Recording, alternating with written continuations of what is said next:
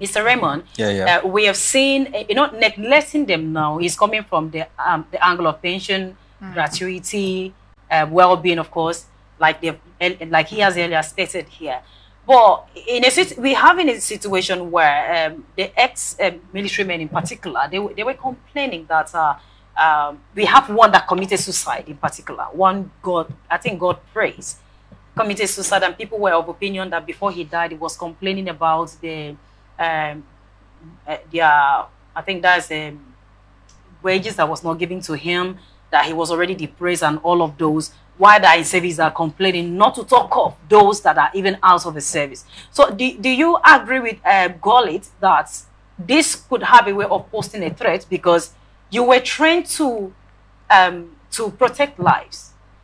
Can money or can being neglected push one into now causing insecurity in the states?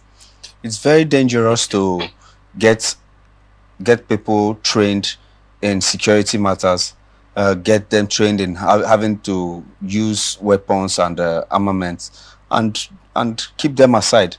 I mean, even if they've finished they've retired from active service, there are always places where their expertise in security matters are always needed. I mean, in this present situation when we are dealing with bandits attack in the north, with all these other various security situations, both in the south here, and you find a lot of retired personnel doing nothing and even being owed salary and all that. And I see, I mean, if nothing, there should be a task force should be formed in protecting children in the schools, in various schools, cutting off this issue of bandits and Boko Haram insurgents going into schools to kidnap people. I mean, why are all these other security personnel, why are they at home doing nothing? Meanwhile, they are expertise in arranging security matters, in preempting and also nipping it in the bud, because they have this experience. They've been trained by the funds of the Federal Republic of Nigeria. So they are never, I mean, until they die, their experience is top notch. Their experience, it can never be overemphasized. So I think if they don't have an idea where these people are needed, they should be into advisory roles to different schools where we have our children schooling, to advise on how do we secure our schools better so that insurgents don't come in here and take away our kids.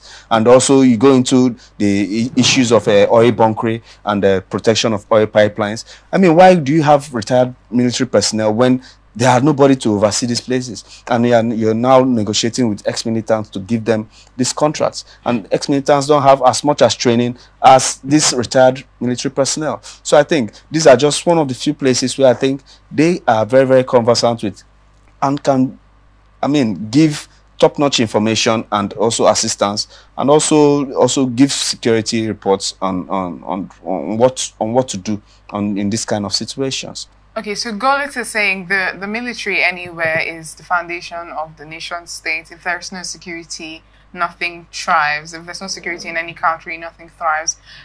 Why do you think they are just coming to this realization now, given that security should be at the forefront of everything? If you build an establishment and there is no security, the establishment is expected to come crumbling down because it can easily be done with as they please. So why are they just coming to the realization now that the military is as important? It is the first thing that is needed in every country. If not, it will not thrive. Why is this realization dawning on them now? I don't want to say that it's dawning on them just now. I think that they are just reiterating what they have been saying all the while. Because okay, just recently in the foreign media in Ecuador, we saw where on a live TV broadcast where drug barons sent some people to go and disrupt a live TV program. Now, in such a situation whereby, God forbid, that we are here sharing these ideas and propagating these ideas, and you hear some gunshots on the front gate, I mean, your wits and ends are not going to be with you here. You cannot function if there is no security. In fact, the first thing the country that we pay tax to, that we honor, the first thing this country owes us is security. Okay, Mr. Raymond, for every 3 security personnel that are being retired, they recruit more than 10,000. It means that if you keep occupying these people, there will be no space for the new intakes, right? And then they have been in the system, and they actually know what to do, and they have been retired. So if the governments go ahead to give them all their gratuity, better still take care of them because they are elderly now.